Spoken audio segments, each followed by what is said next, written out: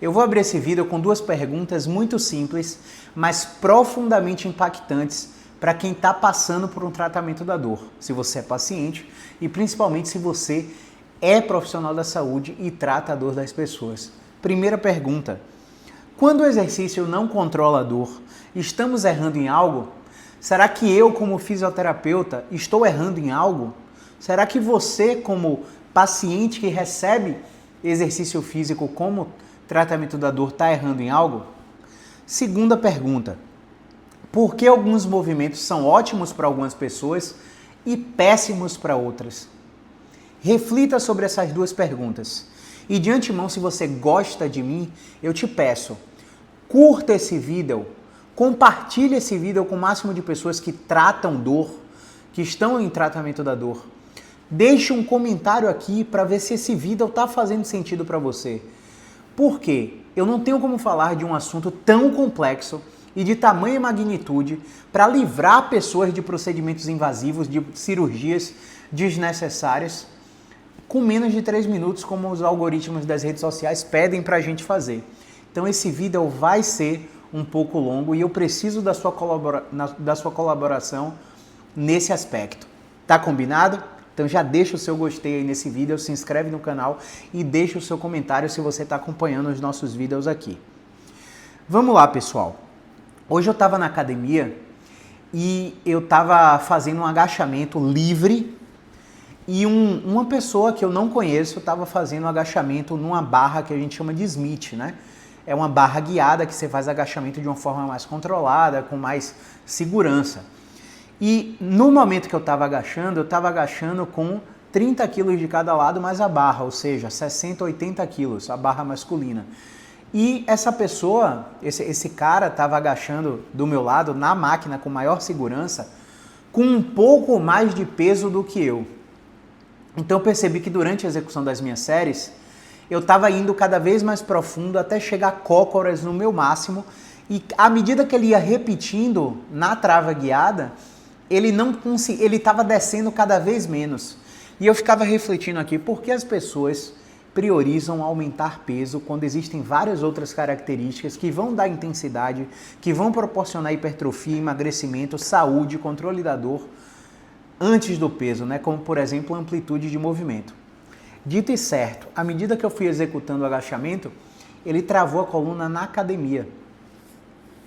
E aí quando ele travou a coluna na academia, a esposa dele saiu, parece que ela estava na escada, a esposa dele saiu e recebeu ajuda de um dos educadores físicos da academia para sair da academia e entrar no carro. E eu não sei qual foi o destino que esse cara teve. Provavelmente ele foi para uma emergência, para uma UPA, para um hospital, procurar alguma ajuda. Mas o fato é que eu estava assistindo aquilo acontecer e eu não podia fazer absolutamente nada. Primeiro porque na crise praticamente não tem nada que a gente faça para ajudar imediatamente quando a crise acontece.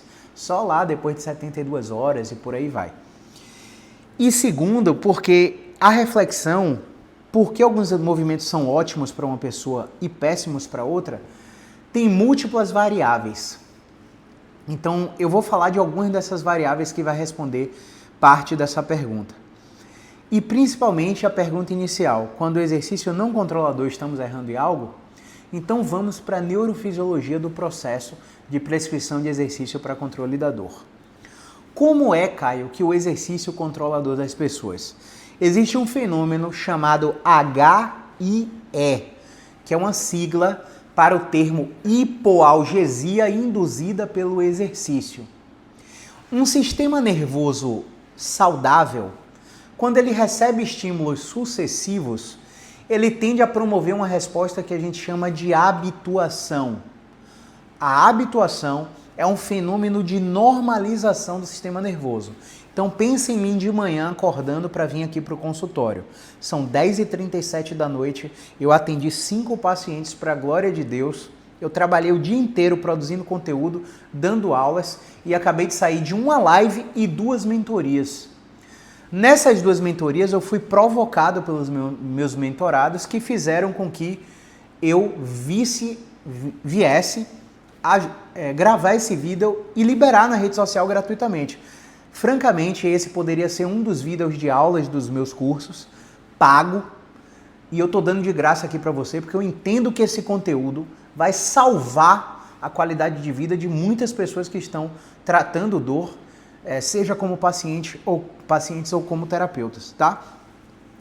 Quando a gente fala de hipogesia induzida pelo exercício, a gente tem que entender, mais uma vez, que o sistema nervoso saudável, quando recebe estímulos sucessivos, vai ter uma resposta de habituação. A habituação é um efeito neurofisiológico que promove controle da dor.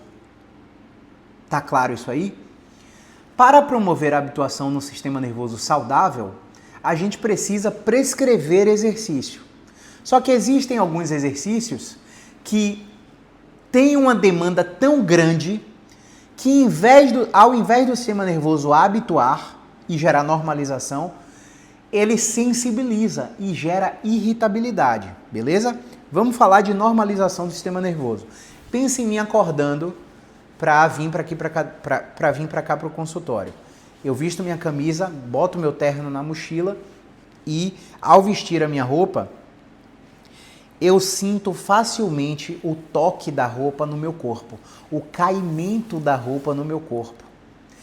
Cerca de minutos, eu diria até segundos depois, eu paro de sentir o caimento da camisa no meu corpo. Simplesmente é como se eu não tivesse mais vestido, eu não estou sentindo mais o toque do tecido da minha roupa no meu corpo. E agora que eu falei sobre isso, você que está me assistindo provavelmente passou a sentir o toque da roupa que você está vestindo no seu corpo. Então pensa um pouquinho, quando você calça um sapato, você sente seu pé acoplar lá dentro do sapato. Mas à medida que você vai andando, você vai começando a parar de perceber que o sapato está ali, se torna natural. Esse é o processo de normalização do sistema nervoso central, que acontece com todo o sistema nervoso saudável. Repito, o cenário contrário é o cenário de sensibilização. Um sistema nervoso que está irritado, que não está saudável por múltiplos fatores, estresse, ansiedade, humor deprimido, autocobrança, cobrança externa, sobrecarga de trabalho, sobrecarga de responsabilidade, privação de sono ou insônia, exposição a medicamentos que geram toxicidade hepática, alimentações ricas em açúcar e ricas em açúcar refinado ou açúcar adicionado de produtos industrializados, alimentos que vão alterar toda a microbiota intestinal e a permeabilidade da sua membrana, né? Distúrbios endocrinológicos, distúrbios pélvicos uterovarianos, síndromes dolorosas crônicas como a fibromialgia, dor crônica generalizada ou regional complexa do tipo 1, do tipo 2, dores orofaciais e enxaquecas que geram sensibilização do sistema nervoso central, vão fazer com que o sistema nervoso se torne irritado. E quais outras situações geram um sistema nervoso irritado, pessoal? Cara, simplesmente, se você tem uma dor aguda há 4 anos atrás e você faz um subtratamento, ou seja, você trabalha num hospital e aí tem consultas de corredor. O que são consultas de corredor? Consultas de corredor são aquelas consultas que você encontra um médico amigo seu, fala sobre o que está sentindo, o cara não te examina e, baseado na sua história, te passa um analgésico, um anti-inflamatório, um opioide, por aí vai. Ó, isso aqui todo dia de 6 em 6 horas, mas isso aqui de 12 em 12 e isso aqui só se dor muito forte. Quem nunca recebeu uma receita dessa? Isso é um subtratamento. Ele não identificou se o seu tipo de dor é nociceptiva, se é neuropática, se é nociplástica. Ele não te identificou se sua dor é nociceptiva química inflamatória ou química não inflamatória. Se ela é nociceptiva mecânica ou por manutenção de suar.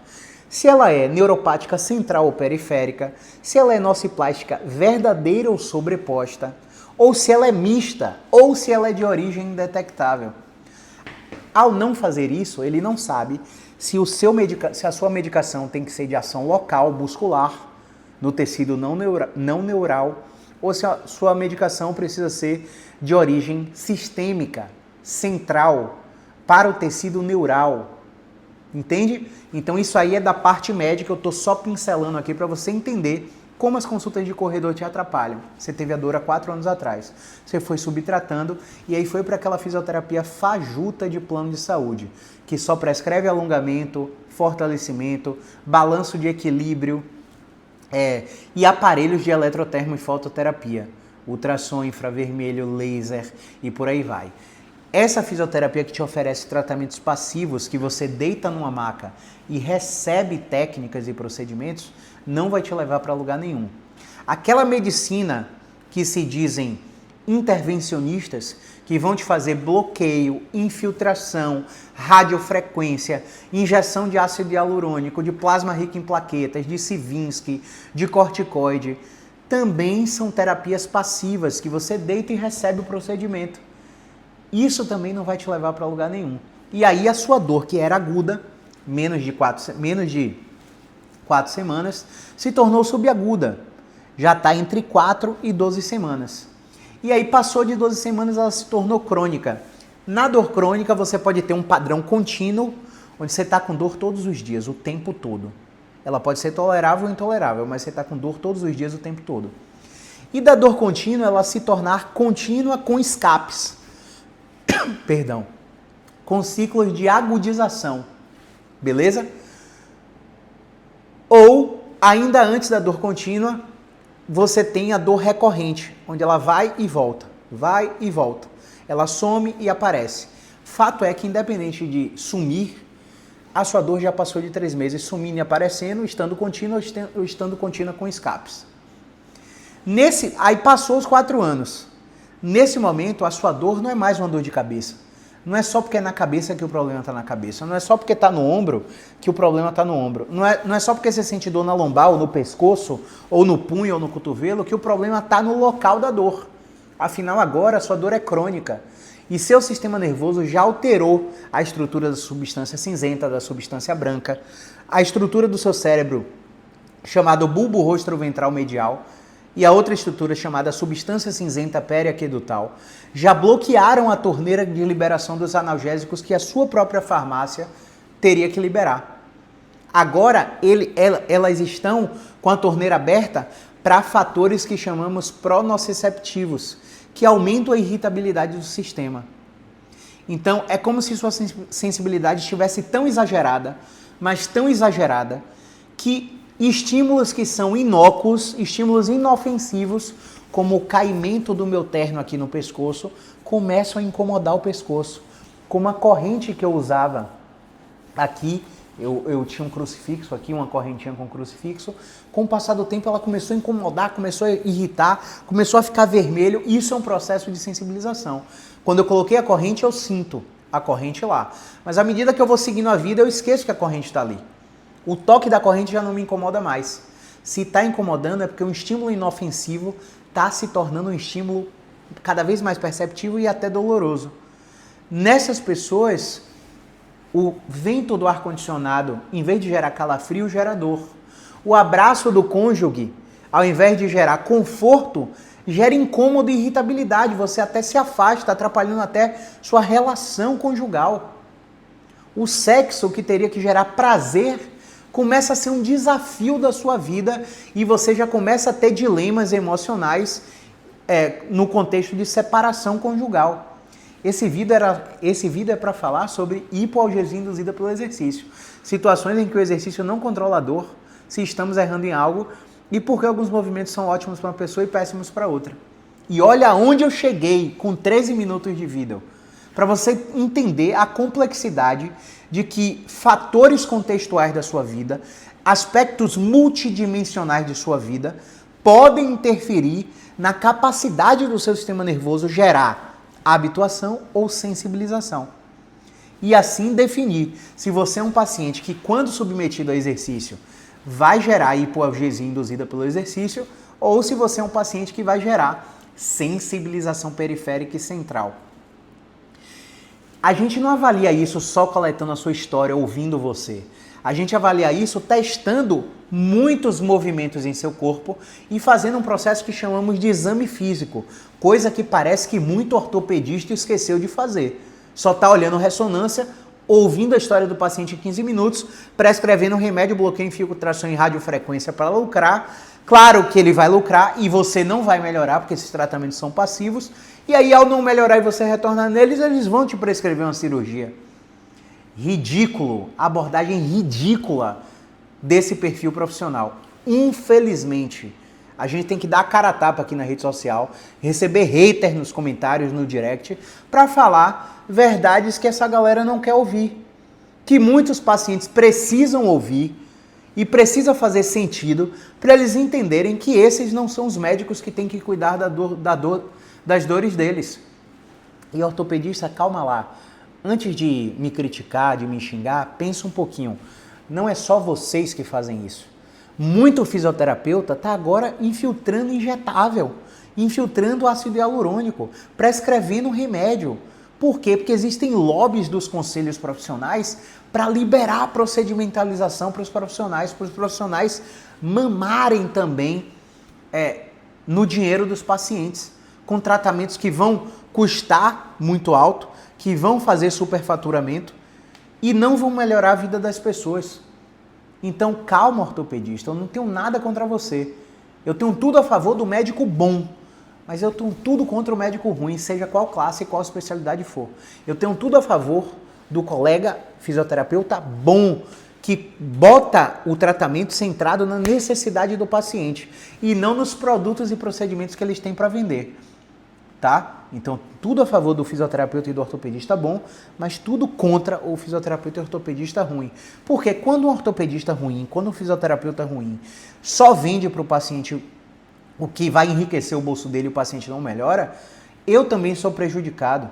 Porque quando o paciente entra por aquela porta ali, ele vem com frustração, desesperança e descrente de tudo que eu falo para ele.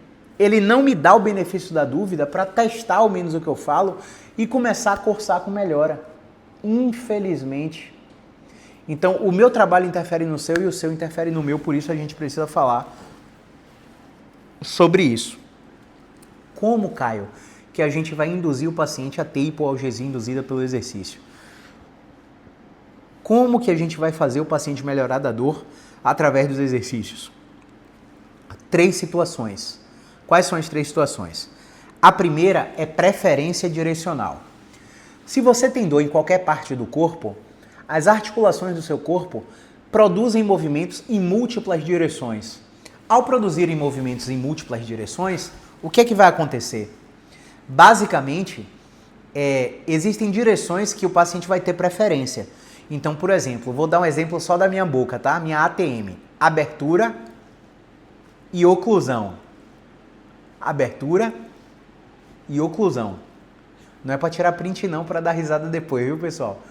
Eu tenho ainda deslocamento lateral, ó, para a esquerda e deslocamento lateral, ó, para a direita. Então, alguns desses movimentos na minha TM vão ser extremamente restritos e eu vou precisar ganhar, e alguns desses movimentos vão ser extremamente facilitados e eu vou precisar conter. Parece lógica, né? Não é tão lógico assim. Às vezes a gente precisa aumentar a facilitação da direção de um movimento que já está facilitado. Porque o paciente só assim vai ter uma resposta analgésica. Então não vai ter regra baseada em alteração mecânica, em desequilíbrio ou biomecânica disfuncional da TM e de qualquer outra articulação. Serve para lombar, serve para pescoço, para ombro, para joelho, para quadril.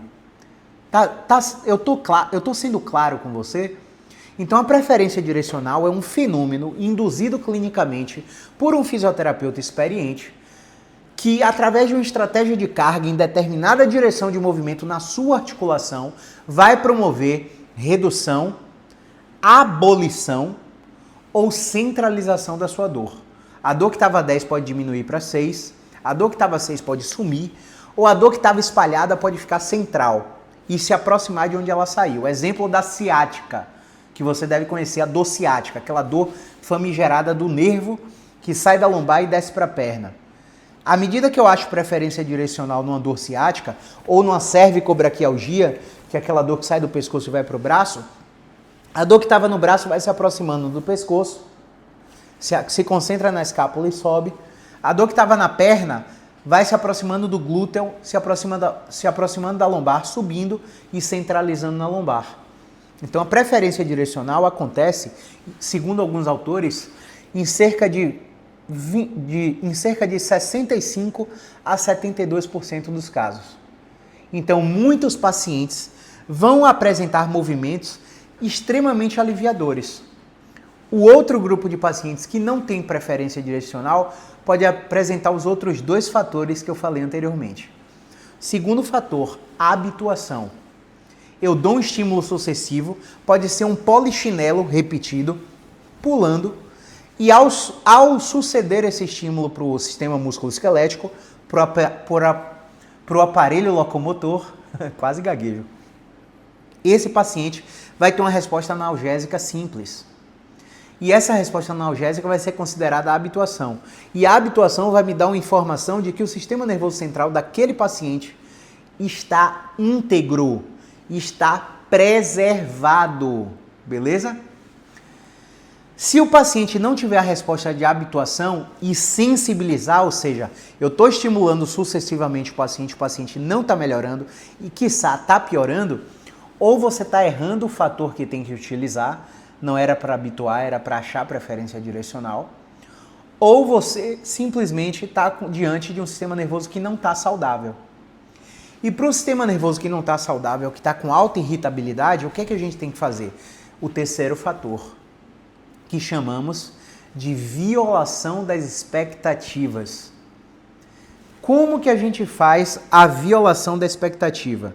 Primeiro, eu preciso ter clareza sobre uma avaliação clínica que chamamos avaliação orgânica, que não é restrita do médico, é de todos os profissionais de saúde. A avaliação clínica vai pesquisar o funcionamento de todos os órgãos e todos os sistemas do paciente.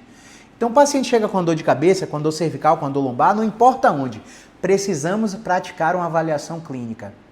Na avaliação clínica, o que a gente vai fazer? A avaliação clínica, vamos perguntar sobre estômago, sobre fígado, sobre intestino, sobre útero, sobre ovário, sobre rim, sobre sistema geniturinário, sobre sistema cardiológico, circulatório, pulmonar, sobre sistema endocrinológico, imunológico, sobre o funcionamento gastrointestinal, sobre o pâncreas, sobre os distúrbios endocrinológicos metabólicos como diabetes, sobre o sistema nervoso central. E não são só perguntas com respostas sim ou não.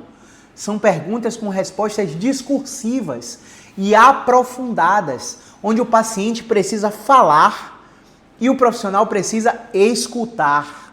Dois processos, ouvir e escutar. Ouvir é passivo. Tem uma joalheria na frente do meu consultório. E toda vez que um casal vai lá comprar uma aliança, eu escuto parte da conversa. Porém, eu ouço parte da conversa. Mas eu não estou concentrado para saber se a aliança que o cara vai comprar é de ouro 18 quilates, se é de ouro 24 quilates, etc. Porque eu não estou concentrado.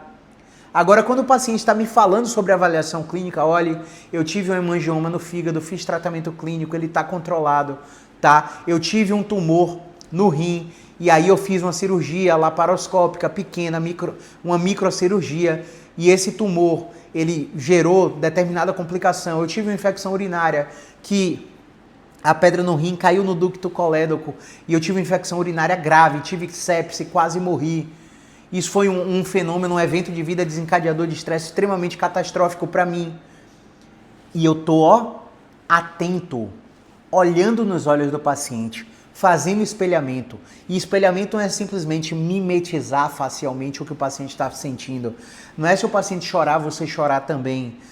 É a linguagem corporal extremamente ativa, escutando. Escutar é um ato ativo. Eu estou prestando atenção no que o paciente está falando sobre o contexto. Isso vai gerar uma comunicação efetiva, uma comunicação terapêutica. A comunicação terapêutica vai passar a sensação para o paciente que pela primeira vez na vida, e quantas vezes, graças ao meu bom Deus, eu ouvi esse relato dos meus pacientes, que pela primeira vez na vida eu fui escutado. E depois de coletar todos os dados da avaliação orgânica, da avaliação clínica, eu vou correlacionar, porque existem dores que são viscerossomáticas. Então eu estou com a dor no ombro e a causa é uma bursite, beleza. Nociceptiva, química inflamatória, faz infiltração, coloca um anestésico, começa a fazer um treinamento básico de fisioterapia, vai para a musculação, melhorei. 4, 6 semanas eu estou extremamente melhor. Agora eu estou com a dor no ombro, fiz uma ressonância, achei bursite e tendinopatia do manguito rotador, achei artrose acromioclavicular, mas a minha função e meus testes são incompatíveis com a ressonância, joga a ressonância no lixo, porque a dor no ombro está sendo causada pelo pescoço. Plexo braquial, nervos do pescoço que vão para o ombro, descem para a escápula, vão até a mão. Você está com a síndrome do túnel do carpo na ressonância, já fez 3 cirurgias, mas a dor no punho voltou porque a causa está no pescoço. Joga a ressonância fora. São outras causas completamente diferentes. Fiz a correlação. Eu estou com a dor no ombro, mas eu estou com extrema sobrecarga de trabalho.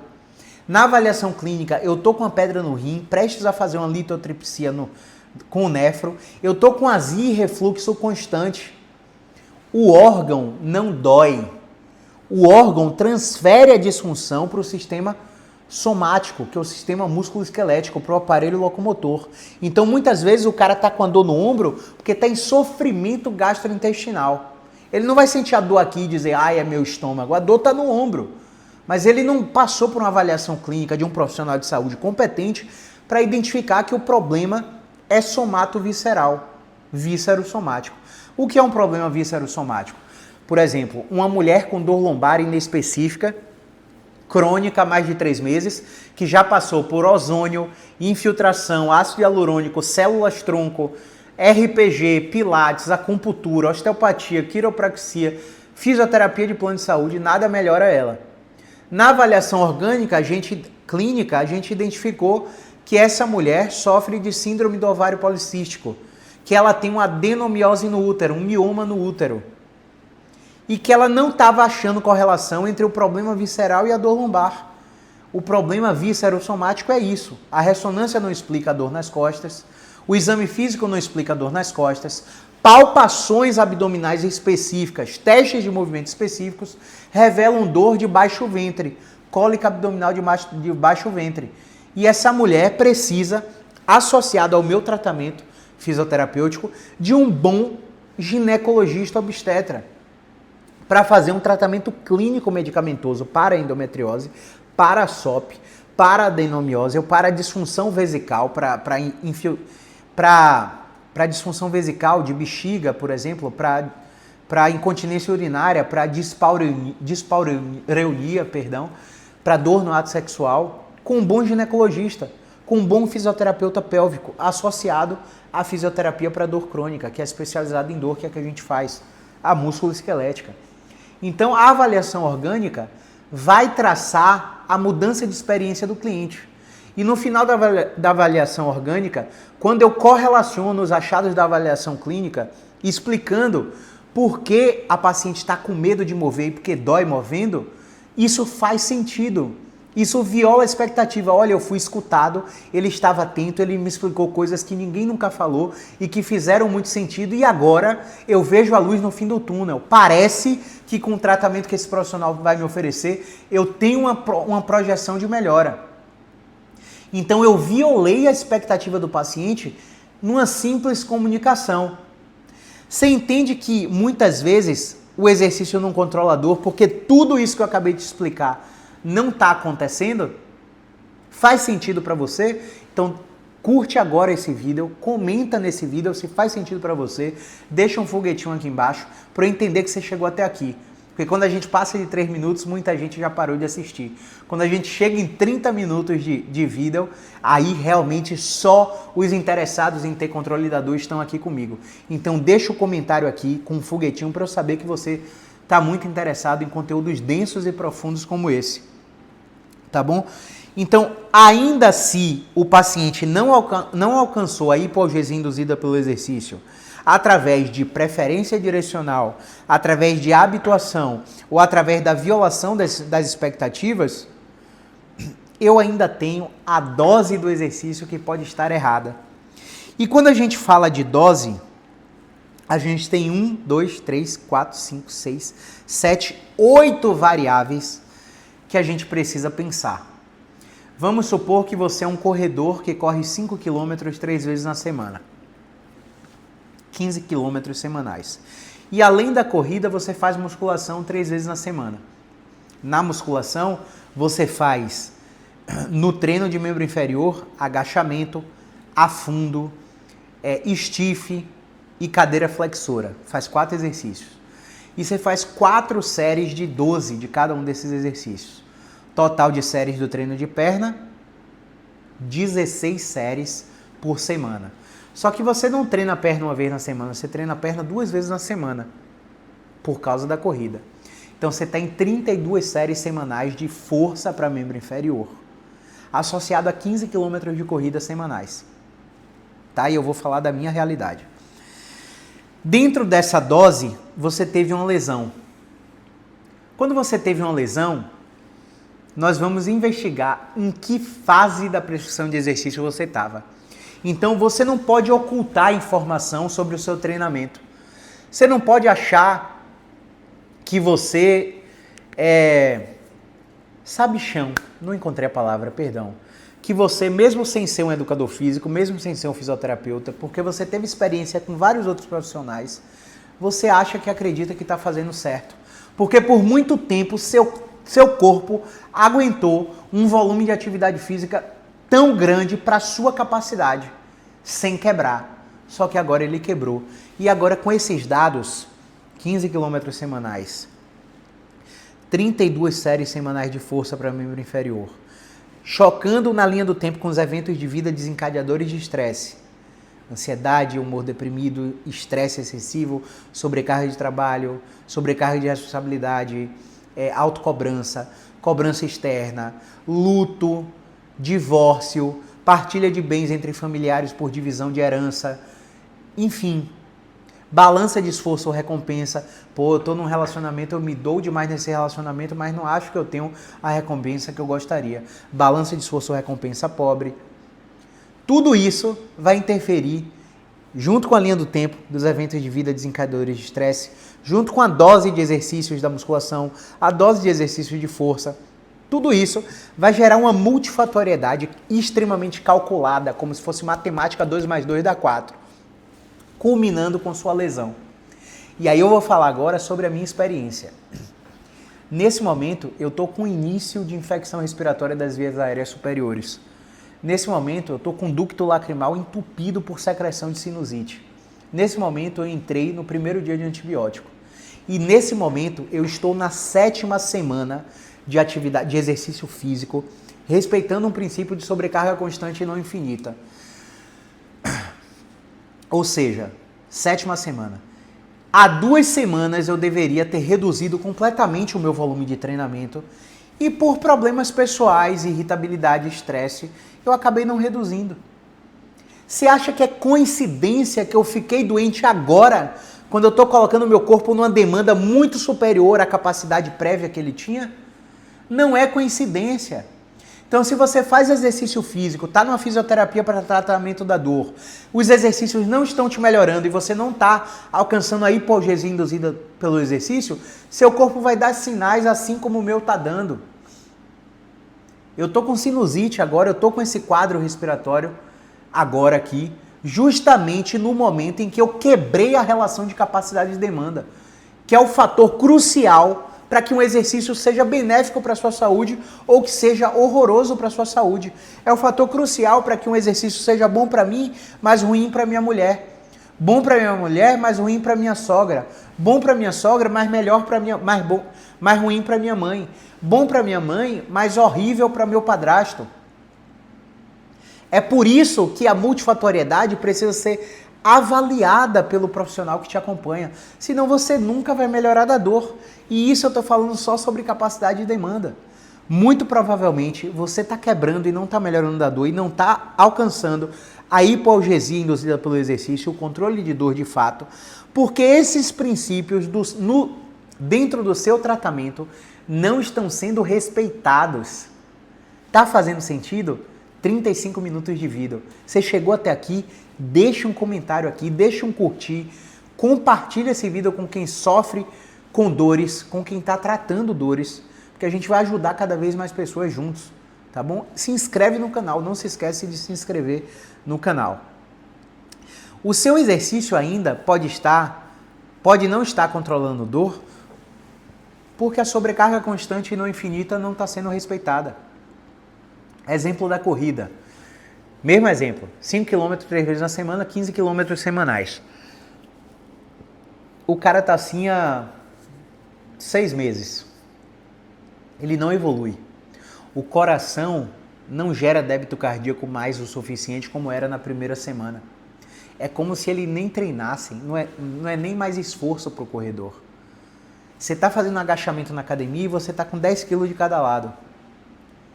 Você está há 2 anos assim. Você não evolui, você não aumenta a repetição, você não modifica a cadência, você não diminui o intervalo de descanso, você não coloca carga a mais no exercício que está fazendo. Você não respeita a variabilidade, que é um outro princípio da prescrição de exercício físico. E aí, o que é que acontece? O seu aparelho locomotor não está tendo a mesma resposta das 4 primeiras semanas. Seu aparelho locomotor entrou em adaptação. E essa adaptação pode não ser suficiente para aumentar sua capacidade musculoesquelética.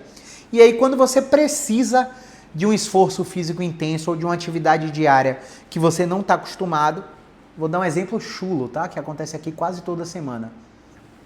Abaixei para pegar um objeto e travei a coluna. Rodei o pescoço para pegar um objeto atrás, no banco de trás do carro, e senti a cervical. Estou com torcicolo 2 semanas já.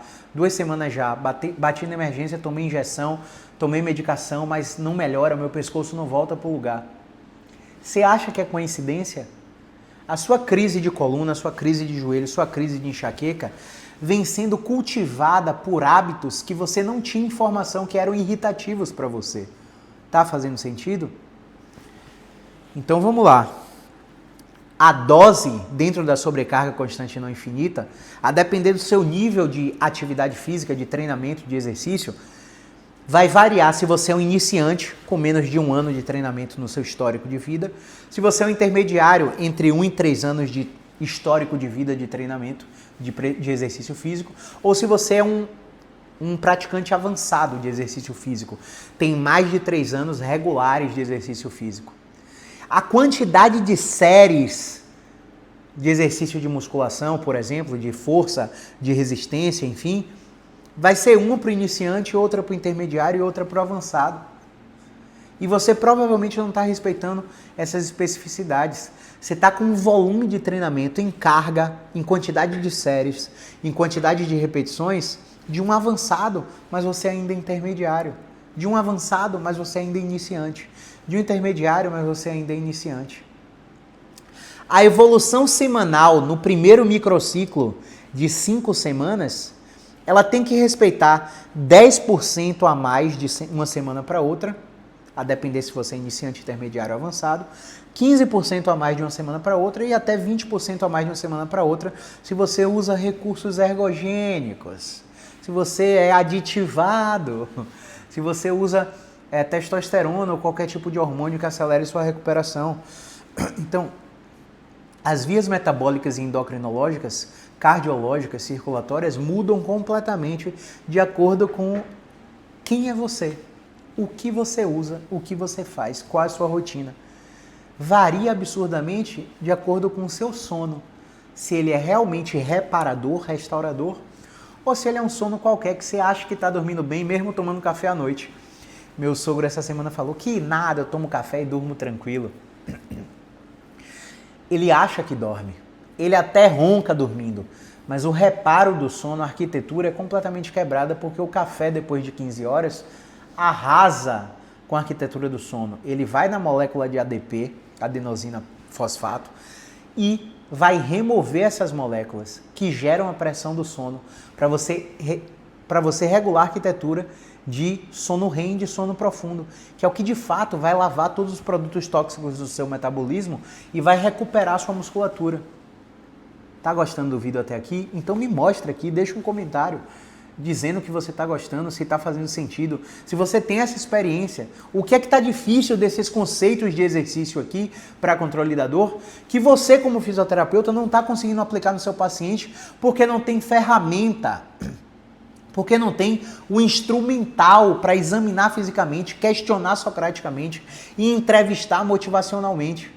Porque não tem o ferramental para fazer uma avaliação clínica orgânica e interpretar essa avaliação fazendo a interconexão entre o sistema viscerosomático, por exemplo, como eu te dei exemplos há minutos atrás nesse vídeo. Me fala aqui nos comentários. Individualidade.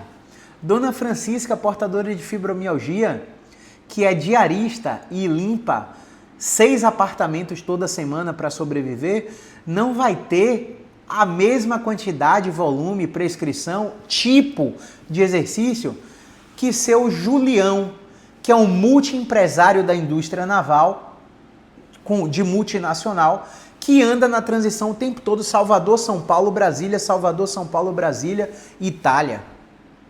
É claro que a prescrição desses pacientes vão ser completamente diferentes. Reversibilidade. Você que pega o baba no final de semana, adoro meus pacientes de baba de final de semana. Vou jogar minha bolinha no domingo de manhã, 7 da manhã, depois vou tomar uma cervejinha, meio-dia vou almoçar com a patroa e com meus 2 filhos. Glória a Deus que você tem essa rotina. Mas deixa eu te explicar. Quando você faz exercício uma vez por semana, você corre muito mais risco do que benefício. Isso é princípio de reversibilidade. Você sobrecarrega no baba, condiciona suas pernas, hipertrofia suas pernas levemente, há uma hipertrofia nas pernas em quem joga bola. Você muda seu metabolismo e aí na segunda você não joga, na terça você não joga. Você está entrando em adaptação para ter um outro jogo para você melhorar sua aptidão física. Aí você não joga de novo na quarta, na quinta, na sexta. Você já entrou em reversibilidade. Tudo que você ganhou daquele estresse do futebol já foi perdido e já foi sobreposto. Você já entrou em descondicionamento físico. E aí quando você vai pegar o baba mais uma vez na próxima semana, você está correndo ainda mais risco de ter uma lesão muscular, uma lesão de coluna, de uma lesão estrutural articular, como uma lesão de menisco no joelho. Tá fazendo sentido? Isso é princípio fisiológico do exercício. Reversibilidade. Especificidade. Um praticante de ginástica rítmica que treina 12 vezes na semana, 2 vezes no dia, por 6 dias na semana, não vai ter a mesma prescrição de minha vovozinha sedentária que precisa do membro superior para ajeitar as plantas na varanda dela. Você precisa ser específico. Continuidade. Pare de invencionismo. Pessoal do Neopilates aí, fazendo exercícios super inventados, super com repertório de movimento absurdos. Eu não estou dizendo que não tem benefício. É claro que vai ter um benefício. Fazer qualquer tipo de exercício é melhor do que não fazer nada. Mas a mudança de repertório de movimento não interfere e melhora na qualidade de vida, nem melhora da condição de dor do paciente. Princípio da continuidade. Mais vale o básico bem feito do que múltiplas atividades e variações. Princípio da continuidade. É melhor que você ande por mais tempo devagar do que você ande rápido por curtos períodos. À medida que você vai aumentando a quantidade de passos que você precisa dar para 7 mil por dia, 10 mil por dia, 12 mil, 15 mil por dia, você tem um controle da dor muito mais efetivo do que quem está abaixo de 7 mil passos. Então olha aí agora o seu iPhone, olha aí agora o seu Android, vai no aplicativo de saúde. No aplicativo de saúde, você vai no contador de passos. No contador de passos, você vai no M de meses, ou no 6M de 6 meses, ou no AD anual. Eu vou mostrar aqui para você agora, ó, meu AD anual. Em 12 meses, eu estou com a média de 8.419 passos. Beleza? O que a gente tem aqui? Deixa eu ver se a gente tem no relógio. No relógio, eu estou aqui... Que horas são? São 11h17 da noite. Ó, estou aqui, steps. Deixa eu ver se você consegue ver aqui. Acho que você consegue ver, né? Estou em 10.193 passos. porque eu ando várias quadras do meu bairro para chegar na minha academia, e de volta já bate uns 4, 5 mil passos, e eu ando com meus cachorros na rua para bater os 10 mil passos, tá? Então, se você tem mais de 7 mil passos e vai alcançando até 10, até 15 mil, seu sistema nervoso vai ter muito mais capacidade de gerar o HIE, que é a hipoalgesia induzida pelo exercício. Eu tenho ainda 2 conceitos para prescrever o exercício que geram experiências completamente irrecusáveis de se experimentar pelos meus pacientes. Então, eu dei esse exemplo num vídeo anterior. Semana passada, um paciente falou assim para mim: Caio, é engraçado que na academia eu fazia esses 3 exercícios que você está me passando aqui, mas eu não melhorava. Pelo contrário, eu ia para a academia e me sentia pior depois. Caio, eu faço no Pilates esses movimentos que eu faço aqui com você, e a sensação é que o Pilates eu saía sempre pior. Então eu pensei, tem alguma coisa errada. Eu tenho que procurar um especialista. E aí, por que no Pilates o mesmo exercício que ele faz comigo não melhora e comigo melhora? Por que na academia o mesmo exercício que ele faz na academia ele faz comigo melhora e na academia ele piora? 2 conceitos que eu vou te explicar aqui agora: RAF e REF. O que é RAF? Repetições antes da falha. Vamos supor que você está fazendo um agachamento aqui, sucessivo. Eu estou sentando e levantando, beleza? Várias vezes.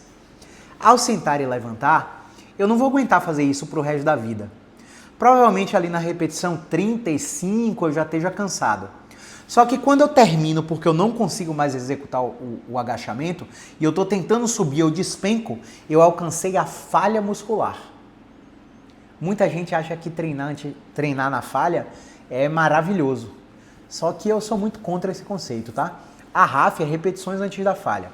Vamos supor que eu fiz o agachamento aqui e quando eu cheguei na repetição 15 eu cansei muito, só que eu acho subjetivamente, eu sei que é subjetivo, mas é o melhor que a gente tem, então presta atenção nisso. O RAF vai me dizer assim, ó, eu fiz 15 repetições do agachamento, mas eu aguentava mais 4, com certeza. Então, subjetivamente, você deixou na reserva 4 repetições. Tá? Então eu treinei para 4 RAF. Na semana seguinte, eu preciso terminar o mesmo agachamento. Pode ser qualquer exercício, tá, pessoal? Eu estou dando o exemplo do agachamento porque é um exercício cotidiano que a gente faz na academia, que a gente senta e levanta da cadeira para ir para o vaso sanitário, etc. É só um exemplo. Pode ser qualquer exercício. Na semana seguinte, eu preciso provocar esse paciente a deixar 3 RAF, 3 repetições na reserva, antes da falha. Dessa vez eu fiz 17 agachamentos. Mas dessas 17 repetições da série de agachamento, eu tenho certeza que eu aguentava fazer mais 3. Você entende que esse treino foi mais intenso que o anterior? Na outra semana eu preciso provocar, você vai deixar só 2 RAF. Você vai chegar quase no final. O paciente chega em 27 repetições de agachamento e sente, eu conseguia fazer mais 2. Na 4ª semana eu provoco para 1 RAF. O paciente faz 42 repetições de agachamento, mas ele sente, eu conseguia 43, mas eu preferi parar aqui. Eu estou respeitando o princípio de repetições de reserva, de repetições antes da falha, e garantindo que metabolicamente o meu sistema imunológico e endocrinológico seja mais provocado do que a semana anterior. E o que é que eu faço na semana 5? Eu simplesmente tiro a carga, eu tiro o deload. Não, você vai fazer menos do que o dobro da última semana. Tá? Você vai fazer menos do que o dobro, o quê? Você vai fazer menos do que a metade da última semana. Então, se ele terminou a semana 4 com 3 séries, chegando na 3ª série com 42 repetições, ele vai terminar a 3ª série da semana 5 com 21 repetições. Caio, eu aguento fazer mais. Não interessa. Você vai fazer menos da metade do que você fez na semana anterior. A gente chama isso de deload. No triatlon, alguns autores chamam de tapering. A gente pega o volume da última semana de provocação para treinamento de sprint, triatlon, de Ironman e reduz a carga sensivelmente. Por que a gente faz isso com todo mundo, com atleta e com sedentário? Porque o corpo humano respeita o princípio de individualidade biológica, mas também respeita o de sobrecarga constante não infinita. Se eu estou fazendo um leg press e eu cheguei em 230 quilos, vai ter uma hora que eu vou estagnar, meu amigo. Eu não vou ganhar mais força. eu vou ter a curva de 1 invertido. Eu coloco exercício, benefício, benefício, benefício. Coloco sobrecarga, benefício, benefício, benefício. Coloco mais sobrecarga, estagnação, estagnação, estagnação. Coloco mais sobrecarga, prejuízo, prejuízo, prejuízo, volume lixo. Sensibilização do sistema nervoso.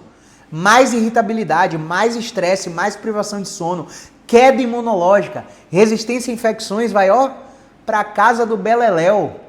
Tá fazendo sentido, pessoal? Estamos em 50 minutos de vídeo e se você tá aí ainda, coloca seu nome, fala eu assisti e coloca seu nome, para eu entender que você é extremamente interessado e conversar diretamente com você nos próximos vídeos e entender suas necessidades, tá bom? Então a sobrecarga constante não infinita e você entendeu agora o princípio de repetições antes da falha.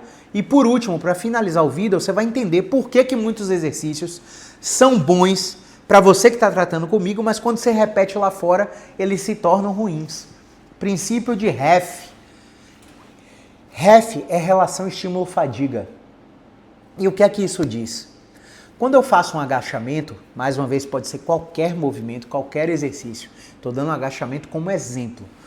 Quando eu faço um agachamento, Dona Maria pode sentir o bumbum.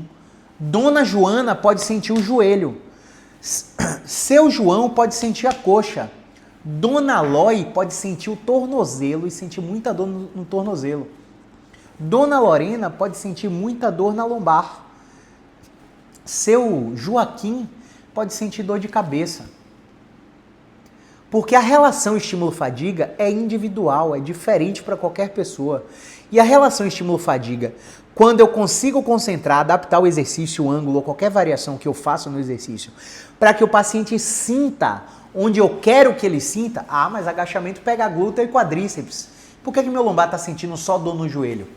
Meu lombar não. Por que meu paciente está sentindo só dor no joelho? Por que meu paciente está sentindo dor de cabeça fazendo? Por que minha paciente está ficando tonta fazendo? Porque a relação estímulo-fadiga, o jeito que você prescreveu o agachamento, o jeito que você está executando o agachamento, não está respeitando a relação estímulo-fadiga para pegar a região que a gente quer que você pegue.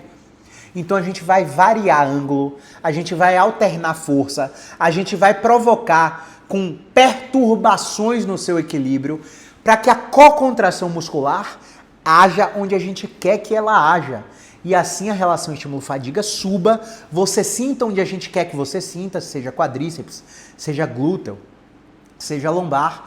E aí eu tenho estresse metabólico.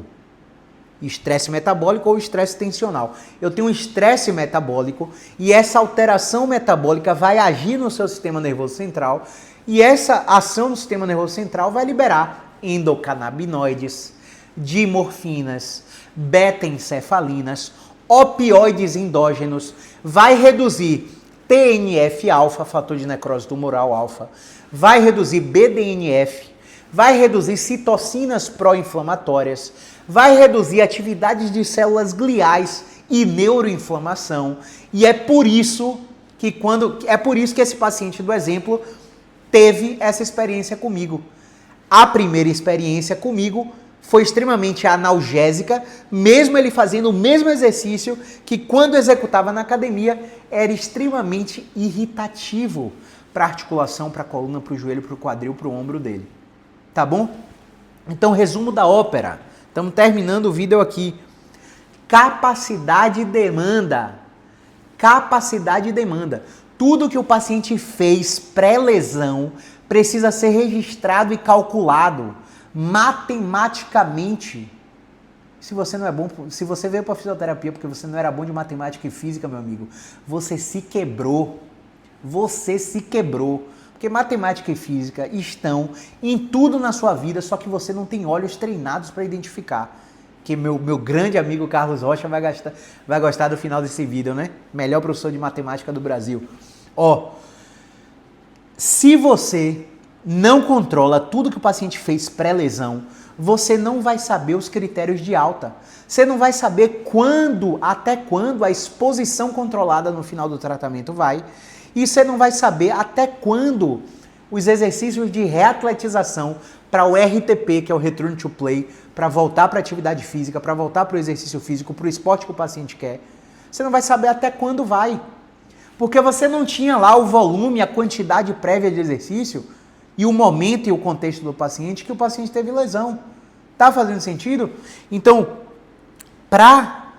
quando eu me perguntar, quando eu como fisioterapeuta ou eu como paciente me perguntar, quando o exercício não controlador estamos errando em algo, você pode estar errando em tudo isso aqui. Percebeu? Você pode estar errando em tudo isso aqui. Eu sei que existe um tipo de dor chamado de origem indetectável, que é refratária, em alguns casos, à prescrição de exercício.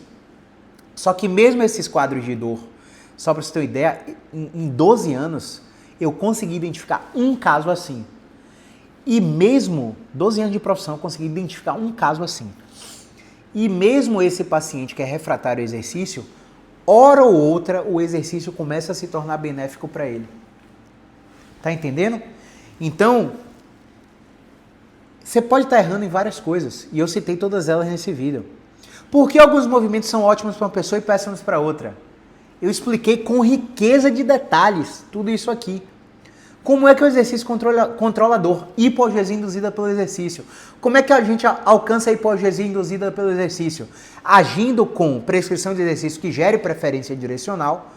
E aí, ou você não testou para achar, porque você não sabe achar, não sabe alternar movimento, não sabe progredir exercício, erra na capacidade de demanda, ou o paciente realmente não tem. Se ele não tem, como que a gente alcança a HIE, a hipogesia induzida pelo exercício, o controle da dor? Através de habituação, com estímulos sucessivos. E os estímulos sucessivos podem ser movimentos gerais, nada específicos. O paciente não tem habituação, o sistema nervoso não está saudável, está sensível, violação de expectativa, sua capacidade de comunicação, sua capacidade de quebrar a desesperança que outros profissionais deixaram para esse paciente, tá? Paciente não teve nada disso, você não conseguiu comunicar efetivamente para gerar violação de expectativa, ele não tem preferência direcional, ele não tem habituação, dose e resposta. Qual que é a dose de exercício que você está passando para o paciente? Qual que é a dose? Respeita a sobrecarga constante e não infinita, respeita a individualidade, especificidade, reversibilidade, princípio da constância, da continuidade, princípio da variabilidade. Respeita tudo isso e o paciente não melhorou. Você está analisando as repetições de reserva antes da falha e a relação estímulo-fadiga durante a execução do paciente, durante a execução do exercício que o paciente está fazendo. Você está comunicando de forma cognitiva e funcional as modificações da experiência de dor durante a execução do movimento para ele reestruturar as crenças sobre medo, evitação, catastrofização, hipervigilância, cinesiofobia. Você está aplicando reestruturação cognitiva no ato da execução do movimento do seu paciente? Talvez seu paciente não esteja melhorando com o exercício, você não esteja melhorando com o exercício, porque você está errando nisso. Talvez esse movimento que você estudou e pensou que ele seria ótimo para você esteja sendo ruim, porque você está errando em tudo isso. E agora eu tenho 2 recados para finalizar esse super vídeo que eu adorei fazer aqui, mesmo terminando 11h31 da noite, tá? De uma segunda-feira. 2 recados. Se você é paciente, você deve ter entendido que para fazer tudo isso, todo o racional por trás desse raciocínio aqui, para controlar a dor, eu não preciso tocar em você. Portanto, não importa onde você está, você só precisa ter um celular com câmera e internet para que a gente abra uma teleconsulta. Eu boto meu tripé aqui, você vai me ver de pé, vai me ver sentado, vai me ver deitado, em casa ou no consultório. E você só precisa ter um lugar para deitar, chão, sofá ou cama, um lugar para sentar, cadeira, e um lugar para te ver de pé. Eu vou te entrevistar motivacionalmente. Eu vou te questionar socraticamente, reflexivamente. Eu vou fazer avaliação clínica orgânica. Eu vou fazer o exame físico através de testes de movimento. Vou elaborar o seu prognóstico, vou elaborar o seu diagnóstico, vou te explicar por que dói, vou te explicar quais são os fatores irritativos, agravantes, quais são os fatores aliviadores da sua dor. Você vai entender seu problema para ter autonomia e eu vou prescrever o exercício, mesmo que você já conheça e já tenha feito e não tenha resultado, eu vou te desafiar e vou transformar o exercício que você está tendo experiência de dor num exercício extremamente aliviador. Tudo que você tem que fazer para isso acontecer é clicar no link que está na descrição ou na bio do meu Instagram e marcar sua teleconsulta. A gente tem paciente no Marrocos, Nova Zelândia, Algarve, Portugal. A gente tem paciente em Jaboticabal, São Paulo.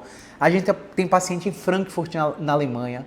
Marrocos, já falei, tem um paciente brasileiro no Marrocos. Só brasileiros porque my English is not fluency. Still is not fluency. Você já deve ter percebido que meu inglês não está fluente para eu atender o pessoal da gringa, né? Então a gente atende pacientes com dores crônicas, dores há mais de 3 meses, em qualquer lugar do mundo através das teleconsultas. E as consultas ocorrem exatamente como se você estivesse aqui no presencial. Ou você acha que quando o paciente vem aqui presencial eu toco no paciente? É muito raro, menos de 5% dos casos eu preciso tocar. E se você na teleconsulta for um paciente que eu precise tocar, você vai ser informado que a consulta vai elaborar o seu diagnóstico, o seu prognóstico, o tempo de tratamento, mas que para o seu caso só serve se for presencial. Eu vou ser honesto com você. A maioria esmagadora, 95% dos casos, a gente consegue gerenciar de forma igualmente efetiva como se estivesse presencial através de uma teleconsulta. Então não perca a oportunidade de ter um profissional extremamente qualificado tratando sua dor por causa de preconceito com distância com consultas online. O que trata a dor com efetividade é informação através da educação com base em neurociência e exposição gradativa a movimentos e recondicionamento físico. E para fazer isso aí, que é o padrão ouro de tratamento da dor atualmente, eu não preciso tocar em você para nada, você não precisa estar comigo. Beleza? Recado número 2, fisioterapeuta. Não importa se você está no último ano de graduação, ou se você está nos primeiros anos de formado, ou se você já tem 20 anos de formado. Se você quiser entender o racional por trás de todo esse raciocínio, para ter liberdade geográfica, para, assim como eu, atender pacientes online de qualquer lugar do mundo, sem precisar interromper uma viagem, interromper umas férias, podendo atender do hotel que o paciente está, do hotel que você está, precisando apenas de uma câmera, de uma cadeira e um lugar para deitar. Tudo isso eu ensino na formação BeExpert, meu curso completo de avaliação e tratamento das dores crônicas. E se você quiser um processo ainda mais avançado, onde eu vou te assessorar ao vivo por 12 encontros através de chamada de vídeo, para te ensinar qual o racional por trás desse raciocínio e te ensinar como que a gente atende pacientes reais, eu te convido a participar, a fazer parte da Mentoria Expert. Então, pacientes, tratamento da dor, tanto presencial como teleconsultas, igualmente efetivos.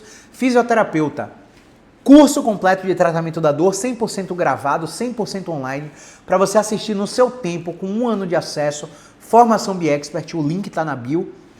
E fisioterapeuta, se você quer que esse processo seja ao vivo, e eu te ensino o racional por trás desse raciocínio através de atendimentos a casos reais que você vai indicar, através de discussão de casos complexos que você está tendo dificuldade, ao vivo, através de chamada de vídeo, nós temos 6 meses de encontros quinzenais na Mentoria Expert. O link está na bio. Se você tiver qualquer pergunta, dúvida, elogio, crítica, sugestão, comentário, por favor, deixa aqui embaixo. Todas as informações que eu falei aqui estão aqui na descrição do vídeo.